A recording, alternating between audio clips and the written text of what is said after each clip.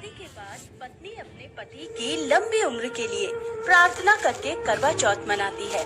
लेकिन आजकल के जमाने में जहां बिना शादी के ही हनीमून हुए जा रहा है, वहां करवा चौथ कौन सी चीज है। आजकल के बच्चे बहुत स्मार्ट हैं। रोहित तो बहुत ही ज्यादा होशियार है और ऊपर से उसका बाप अमीर भी है, इसीलिए स्कूल में उसका रौब चलता है। उसके आगे पीछे हमेशा 2-3 लड़के घूमते रहते हैं और रोहित उन्हें हुक्म करता रहता है। अरे आकाश, मेरे लिए बाहर से आइसक्रीम ला जरा। रोहित के कहने पर आकाश स्कूल के बाहर से आइसक्रीम लाता तो है, लेकिन लाते लाते आइसक्रीम पिघल चुकी होती है। इसीलिए रोहित बहुत गुस्सा हो जाता है। आइसक्रीम पिघल क्यों गया? लानत है तुझ पर, एक काम ठीक से नहीं कर सकता है तू। ये बोलकर रोहित ने आकाश को थप्पड़ मारा। रोहित ऐसे ही सब पर अपना रौब जमाता है, सिवाय नेहा के। नेहा इस क्लास की फर्स्ट गर्ल है और वो रोहित को भाव ही नहीं देती। यार नेहा, रोहित तो दिन ब दिन हैंडसम होता जा रहा है। काश वो मेरा बॉयफ्रेंड होता। क्या हमेशा रोहित रोहित करती रहती है? क्या दिखता है तुझे उस रोहित में, लफंगा कहीं का? अरे जाने मन, मुझे रोहित में जो दिखता है तुझे भी दिखेगा। बस तू ठीक से दिखती नहीं है। एक बार प्यार हो जाएगा ना तो तू भी मेरी तरह रोहित के लिए करवा चौथ का व्रत रखेगी। हाँ, मुझे कोई जरूरत नहीं है। मैं स्कूल से पढ़ाई करने के लिए आती हूँ। मुझे पढ़ाई करके नौकरी करनी है, परिवार को गरीबी से मुक्त करना है। नेहा के माता पिता बहुत गरीब थे, इसीलिए नेहा मन लगाकर पढ़ाई करती थी। उसी क्लास में एक और गरीब लड़का पढ़ता था। उसका नाम था लोकेश। लोकेश नेहा से प्यार तो करता था, लेकिन वो कभी नेहा को ये बात बोल नहीं पाया। वो डरता था नेहा से। ऐसे ही हर रोज सुबह से शाम तक क्लास में कुछ न कुछ होता रहता था। लेकिन एक दिन ऐसा कुछ हुआ जिससे नेहा की पूरी जिंदगी बदल गई। स्कूल में मोबाइल फोन ले आना मना था, लेकिन रोहित किसका सुनने वाला था। वो हर रोज क्लास में फोन लाता था और इस बात से नेहा परेशान हो गई। नेहा क्लास की मॉनिटर थी। उसने ये बात टीचर को बता दी। टीचर, क्लास में मोबाइल फोन ले आना मना है ना, लेकिन रोहित हर रोज मोबाइल लाता है और सबको दिखाता है। वो सबको परेशान करता है टीचर। टीचर गुस्सा हो गए। रोहित, तुम अमीर बाप के बेटे हो, इसका मतलब ये नहीं कि तुम कुछ भी करोगे। अगली बार ऐसा हुआ तो तुम्हें स्कूल से निकाल दिया जाएगा। टीचर रोहित का मोबाइल लेकर चले गए। रोहित मन ही मन बहुत ज्यादा गुस्सा हो गया। आकाश ने रोहित से कहा, रोहित, इस नेहा का कुछ करना पड़ेगा। इसकी एक्सीडेंट करवा देते हैं।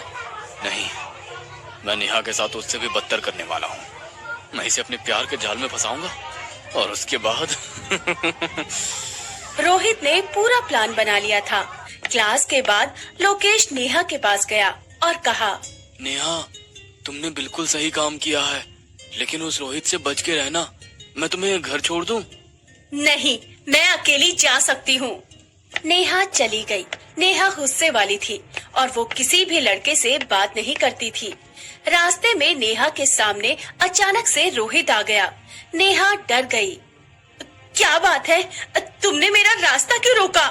नेहा ने सोचा कि रोहित अभी उसे मारने वाला है, लेकिन नेहा को चौंकाकर रोहित ने कहा, नेहा, तुमने आज जो किया उसके लिए मैं तुम्हें थैंक यू बोलने आया हूँ। क्या? थैंक यू मुझे? लेकिन क्यों? मैं पैसों के अहंकार में अंधा हो गया था। मोबाइल और गेम्स के चक्कर में मेरी पढ़ाई नहीं हो पा रही थी, लेकिन मोबाइल चले जाने के बाद मुझे अभी पढ़ाई करने में अच्छा लग रहा है। Thank you Neha. नेहा खुश हुई और हंसकर कहा, कोई बात नहीं। अब वैसे तुम जितने बुरे दिखते हो उतने बुरे हो नहीं, काफी अच्छे हो।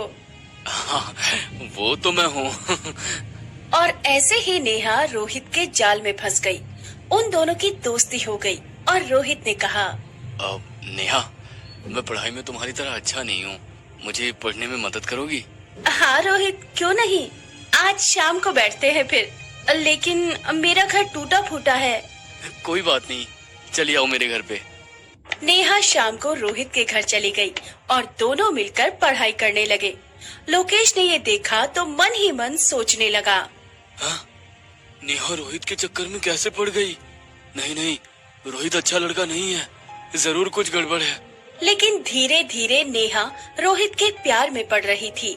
वो एक साथ स्कूल आने लगे थे, एक साथ एक ही डेस्क पर बैठने लगे थे। नेहा की सहेलियां उसे चिढ़ाने लगी थी। क्यों नेहा, मुझे मना करके खुद रोहित के साथ चक्कर चला रही है? क्या बात है, वैसे तुम दोनों एक साथ बहुत अच्छे लगते हो। नेहा को अब ये सब अच्छा लगने लगा था। पढ़ाई में उसका मन नहीं लगता। सभी उससे कहते कि रोहित के साथ उसकी शादी हो जाए तो लाइफ सेट है। नेहा भी रोहित के साथ शादी मनाने की सोच रही थी। तभी एक दिन लोकेश ने नेहा से कहा, नेहा, तुम रोहित के साथ आजकल कुछ ज्यादा ही घूम रही हो। वो लड़का अच्छा नहीं है, तुम उससे दूर रहो। तुम कौन होते हो मुझे मना करने वाले? अब भागो यहाँ से। नेहा प्यार में थी, उसने लोकेश की बात ही नहीं सुनी। 2 दिन बाद करवा चौथ था। रात को नेहा रोहित के साथ कमरे के अंदर बैठकर पढ़ाई कर रही थी। तभी रोहित ने बत्ती बुझा दी। ये क्या रोहित, तुमने बत्ती क्यों बुझा दी? बत्ती की जरूरत नहीं है, मैं तो तुम्हारी आंखों की रोशनी में पढ़ सकता हूँ। दोनों ने एक साथ रात बिताई। बाहर बिजली कड़की और बारिश भी होने लगी। अगला दिन नेहा ने रोहित के साथ ही बिता दिया और अगले दिन वो करवा चौथ मनाने का इंतजाम करने लगी। लेकिन तभी उसे उल्टी हो गई। अरे ये क्या हुआ? अभी उल्टी क्यों हो गई? मैं प्रेग्नेंट तो नहीं हूँ? नेहा गर्भवती हो गई थी। वो तभी रोहित के पास गई और सब कुछ कह दिया। रोहित ने कहा, मुझे पता है, मेरा तो यही प्लान था। प्लान था? मतलब तुम मुझसे शादी करोगे ना? शादी? और तुमसे? हाँ, मैं तो बस बदला ले रहा था। उस दिन तुमने टीचर को मेरे बारे में बताकर ठीक नहीं किया था नेहा। क्या? इस वजह से तुमने मुझे गर्भवती कर दिया? तुमने मेरी जिंदगी खराब कर दी। हाँ, अब क्या होगा? मुझे क्या पता।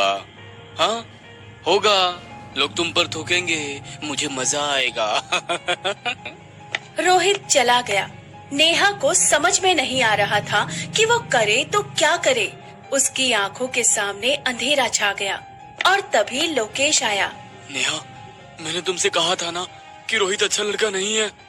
मुझसे गलती हो गई, लेकिन मैं कुंवारी माँ कैसे बन सकती हूँ? मैं किसी को मुंह दिखाने के लायक नहीं रही। कौन करेगा मुझसे शादी? मैं करूंगा तुमसे शादी। इस बच्चे को मैं पालूंगा। तुम मुझसे इतना प्यार करते हो? नेहा ने लोकेश को गले लगा लिया। उसे सच्चा आशिक मिल गया। दोनों ने मिलकर पुलिस के पास रोहित के खिलाफ केस कर दिया। पुलिस ने रोहित को गिरफ्तार कर लिया और उसे 30 साल की सजा हो गई। लोकेश ने नेहा से शादी कर ली और नेहा लोकेश के लिए करवा चौथ मनाने लगी। 9 महीने बाद नेहा को एक बेटा हुआ और वो सभी खुशी खुशी रहने लगे।